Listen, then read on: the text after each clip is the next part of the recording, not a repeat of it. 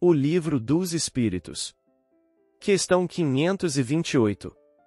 528. No caso de uma pessoa mal intencionada disparar sobre outra um projetil que apenas lhe passe perto sem a atingir, poderá ter sucedido que um espírito bondoso haja desviado o projetil?